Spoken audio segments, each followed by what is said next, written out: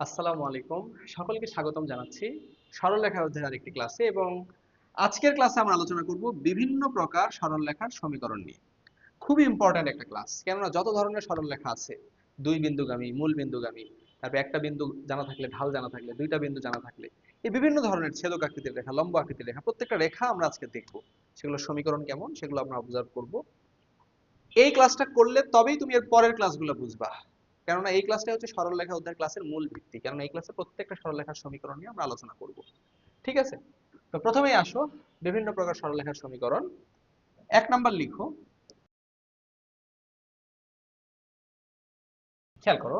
এক নাম্বার বলছি এক্স অক্ষের সমীকরণ হচ্ছে ওয়াই ইকুয়াল জিরো। মুখস্থ রাখতে হবে, এক্স অক্ষের সমীকরণ কি? Y equal to zero. এরপরে ওয়াই অক্ষের সমীকরণ কি? এটা হচ্ছে X equal to zero. Y অক্ষের সমীকরণ কি? X equal to zero. কেন এগুলো হচ্ছে? খেয়াল করো, আমি যদি এই যে এক্স অক্ষ এই যে এই অক্ষটা, এই অক্ষে সাপোজ মূল বিন্দুর স্থানাঙ্ক কত? 0 0। আচ্ছা, এই বিন্দুর স্থানাঙ্ক কত? এক ঘর আসলাম কত? 1 0।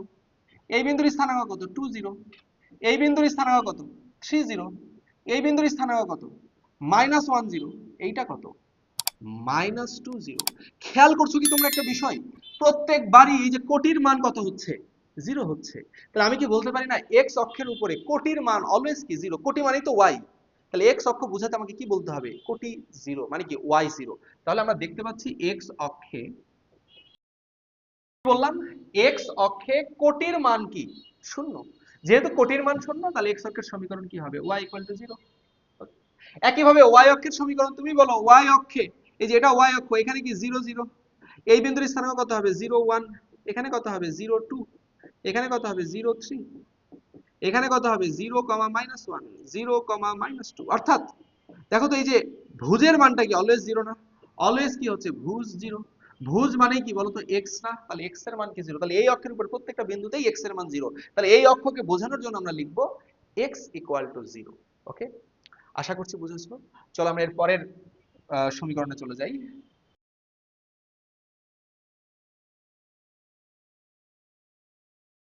খেয়াল করো কি বলছি।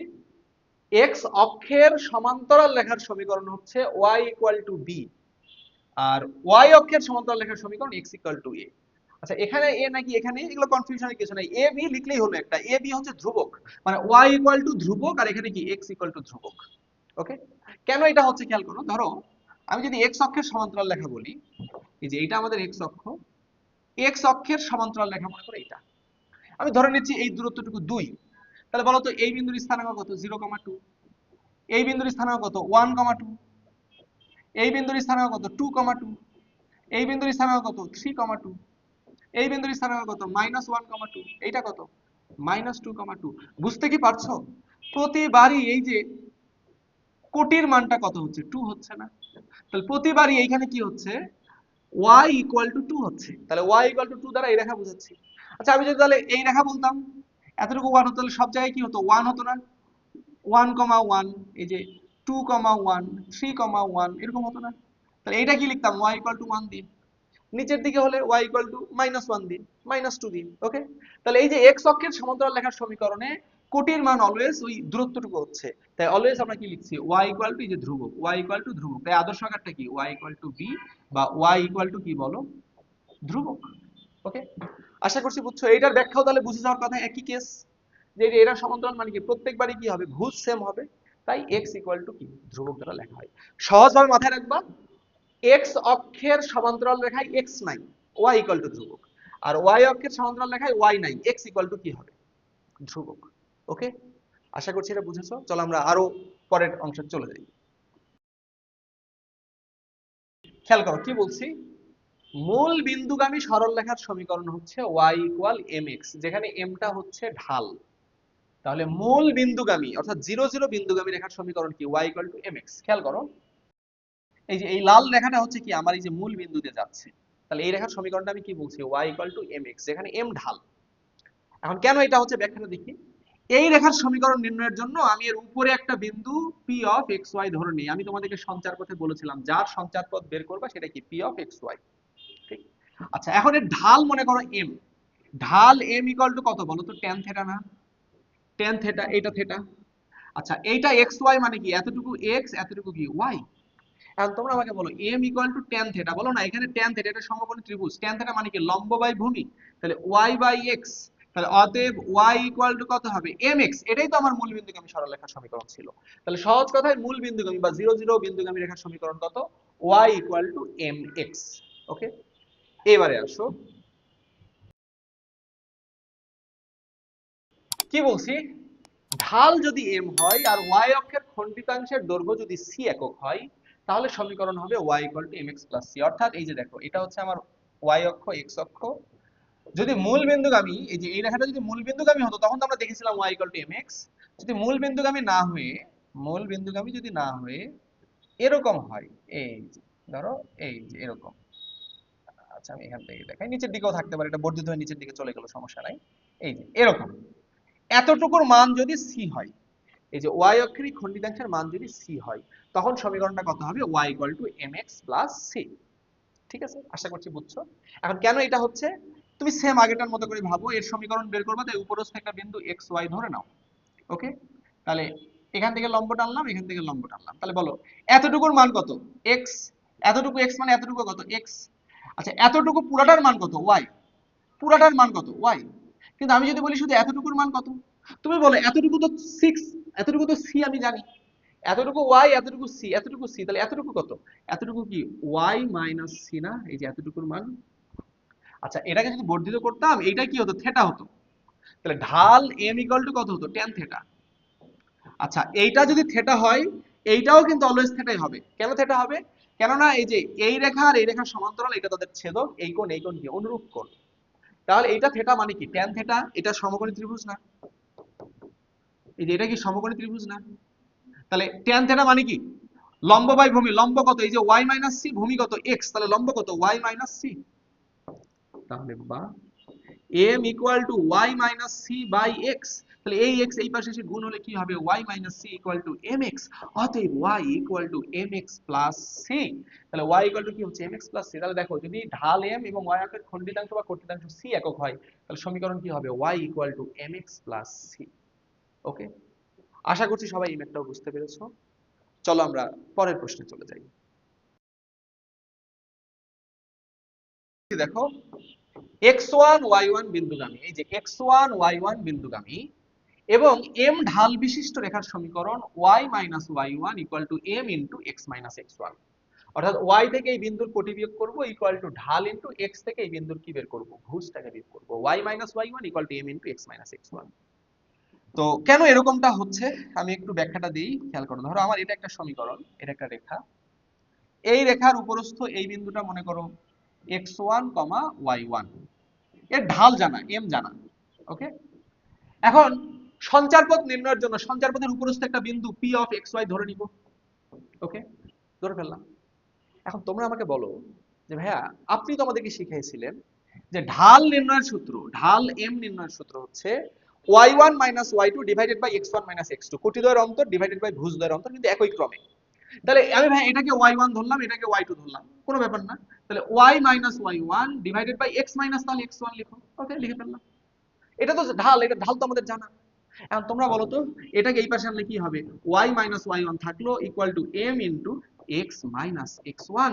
ওয়াও, এটাই তো আমাদের সেই সমীকরণ, এটাই তো আমাদের সমীকরণ যেটা সাথে আমি অ্যান্সার করব। তাহলে কিভাবে আসলো সমীকরণটা, কি y minus y1 equal to m into x minus x1। তাহলে দুইটা, একটা বিন্দুর স্থানাঙ্ক এবং ঢাল জানা থাকলে সমীকরণ যদি বের করতে বলে আমরা কিভাবে করব, y minus y1 equal to m into x minus x1। ওকে, আশা করছি পারবা। চলো আমরা পরেরটাতে চলে যাই। কি বলছি, x1 y1 এবং x2 y2 বিন্দুগামী রেখার সমীকরণ কি, y minus y1 divided by y1 minus y2 equal to x minus x1 divided by x1 minus x2। মুখস্থ রাখতে হবে। এখন কিভাবে আসলো, দেখো আমি একটু আগে দেখেছিলাম এই বিন্দুগামী এবং m ঢাল বিশিষ্ট রেখার সমীকরণ কি দেখলাম, y minus y1 equal to m into x minus x1, এটা আমরা দেখেছিলাম। এখন mটা কি বলো তো, ঢাল। আর তোমরা বলে ঢাল নির্ণয়ের সূত্র আবার কি, স্পেসিফিক ভাবে যদি আমি ঢাল নির্ণয়ের সূত্র দেখি, কারণ এখানে তোমার দুইটা বিন্দুর স্থানাঙ্কই জানা, x1 y1 x2 y2। তাহলে বলো কি হবে, y1 minus y2 divided by x1 minus x2 না, ইনটু এখানে যা ছিল থাকুক x মাইনাস x1, এই পাশে যা ছিল সেটাও থাকুক y মাইনাস y1। তাহলে বলো বাহ, এই জিনিসটাকে এই পাশে এটা ভাগ করে দাও, তাহলে কি হবে y minus y1 divided by y1 minus y2 equal to x minus x1 divided by x1 minus x2। এই যে দেখো, এটাই তো আমার সেই সূত্র, y minus y1 divided by y1 minus y2 x minus x1 divided by x1 minus x2। ঠিক আছে, তাহলে যদি আমার দুইটা বিন্দুর স্থানাঙ্ক দেওয়া থাকে, সমীকরণ বের করতে বলে, কি করবা, y থেকে এদের যে কোনো একটাকে বিয়োগ করো, y1, তাহলে y1 থেকে y2 কে বিয়োগ করে দাও, x minus x1 divided by x1 minus x2 সূত্রে অ্যাপ্লাই করো, অ্যানসারটা চলে আসবে। ওকে, চলো আমরা এর পরেরটাতে যাই।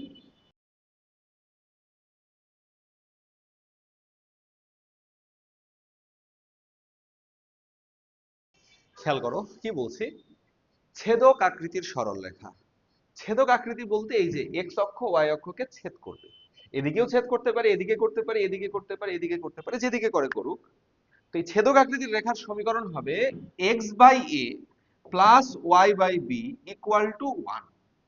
x by a y by b equal to কত, 1। যেখানে এ বি কি দেখো, প্রশ্নটা বলে দিয়েছি, x অক্ষের খণ্ডিতাংশ কত, a।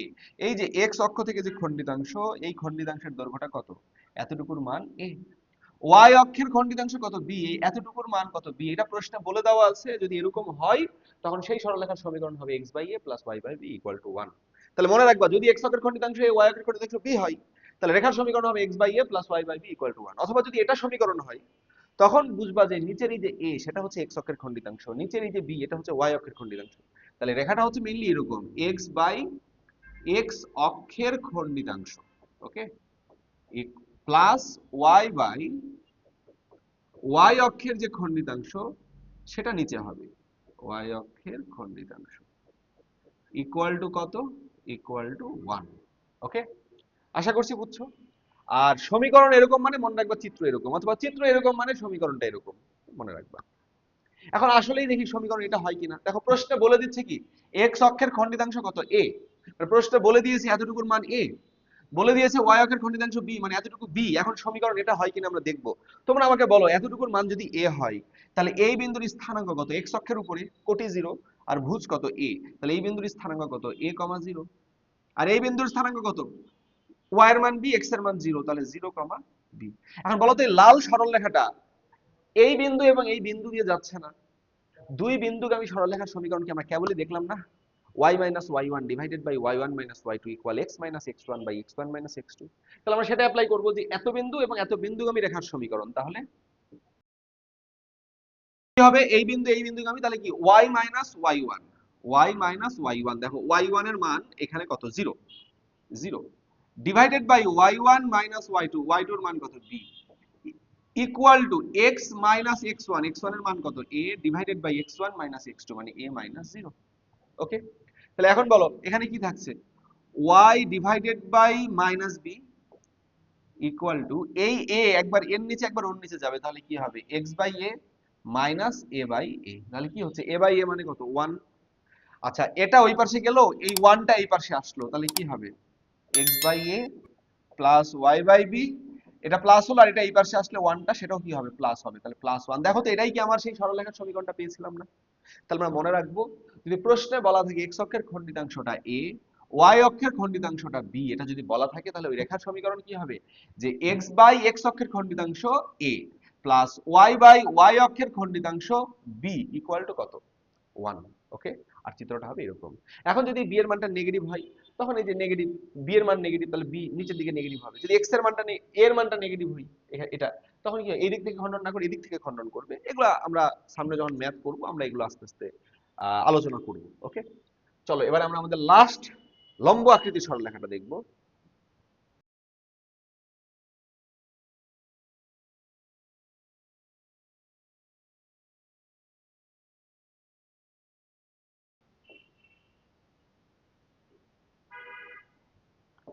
খেয়াল করো কি বলছি আমরা, বলছে লম্ব আকৃতির সরলরেখা, যে মূল বিন্দু থেকে অঙ্কিত লম্বের দৈর্ঘ্য p, এটা প্রশ্নে দেওয়া আছে, এবং সেই লম্বটা x অক্ষের ধনাত্মক দিকের সাথে আলফা কোণ উৎপন্ন করেছে। দেখো খেয়াল করো চিত্রটা, এই যে এইটা হচ্ছে, এই হলুদ রেখাটা হচ্ছে আমাদের সেই রেখাটা, এই রেখার সমীকরণ আমাকে বের করতে বলছে।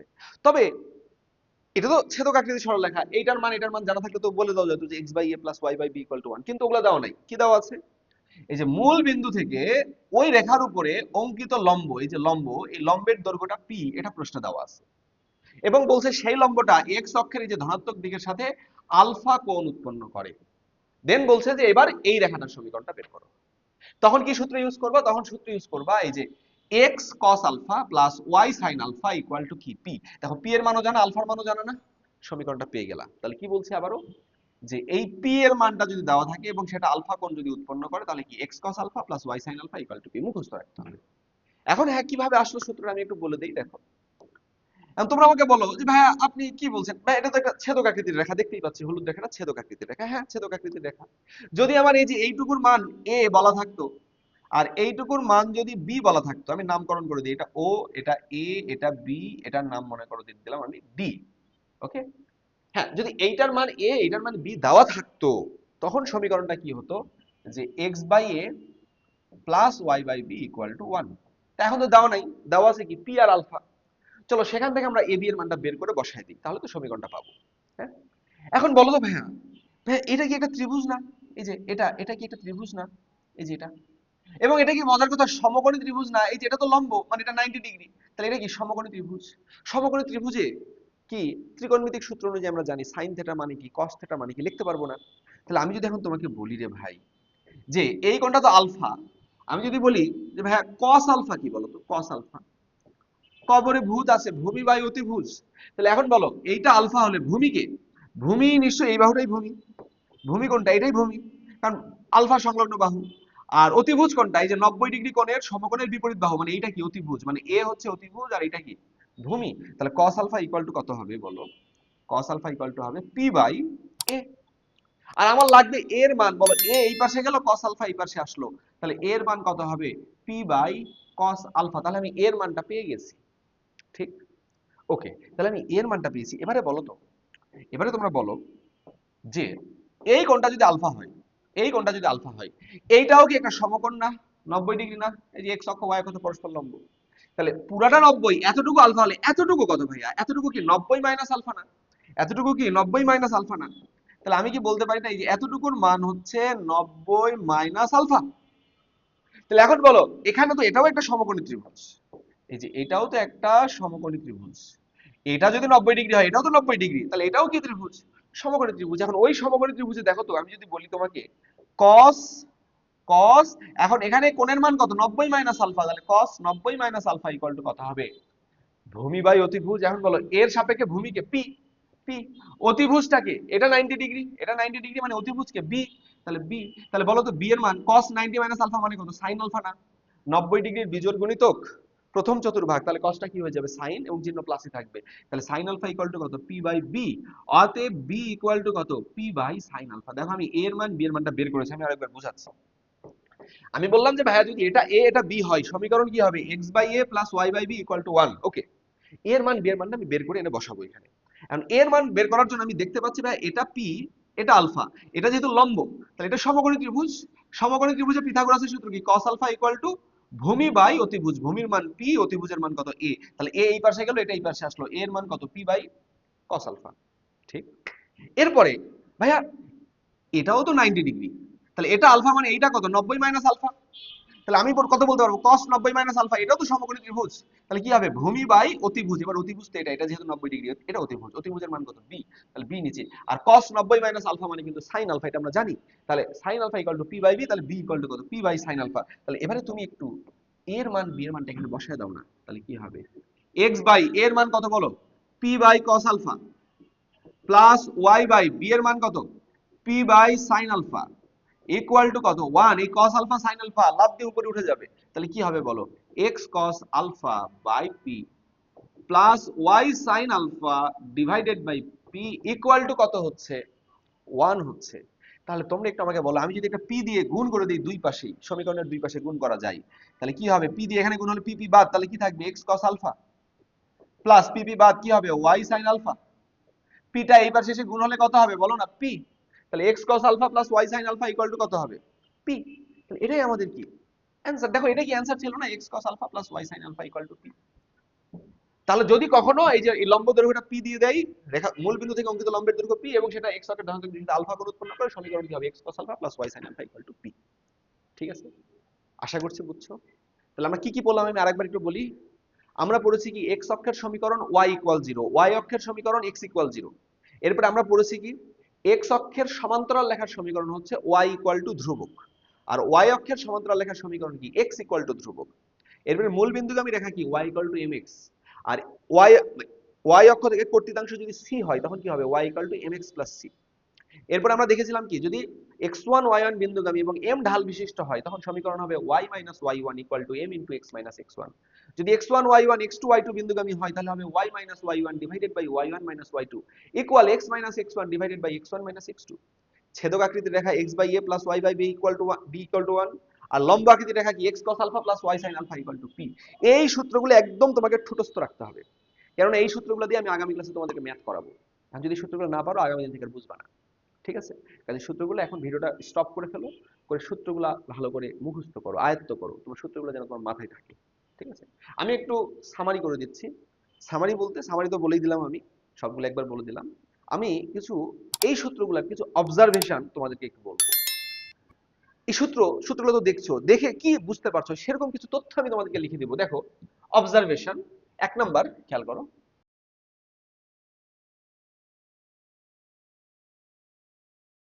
খেয়াল করো কি বলছি, আমি বলছি এক্স অক্ষের সমান্তরাল লেখার সমীকরণে এক্স থাকে না। খেয়াল করো, তোমরা কি আমি তোমাদেরকে লিখে দিলাম না এক্স অক্ষের সমান্তরাল লেখার সমীকরণ কি ওয়াই ইকুয়াল টু ধ্রুবক। বল এখানে কি এক্স আছে কোথাও? নাই। তাহলে তো সহজভাবে মাথায় রাখবা যে ভাই এক্স অক্ষের সমান্তরাল লেখার সমীকরণ মানে এক্স থাকবে না, ওয়াই ইকুয়াল টু ধ্রুবক হবে। তার মানে কোন রেখার সমীকরণ যদি এক্স না দেখতে পাও তার মানে সেটা এক্স অক্ষের সমান্তরাল লেখার সমীকরণ। আর যদি জিরো হয় ধ্রুবকের মানে তখন কি সেটা এক্স অক্ষই হয়ে যাবে। একইভাবে ওয়াই অক্ষের সমান্তরাল লেখার সমীকরণে কি থাকবে না? ওয়াই থাকবে না। এন্ড লাস্ট, মূল বিন্দুগামী রেখার সমীকরণে ধ্রুবক থাকে না। খেয়াল করো মূল বিন্দুগামী রেখার সমীকরণ কি ছিল? y = mx ছিল না? কথা বলো।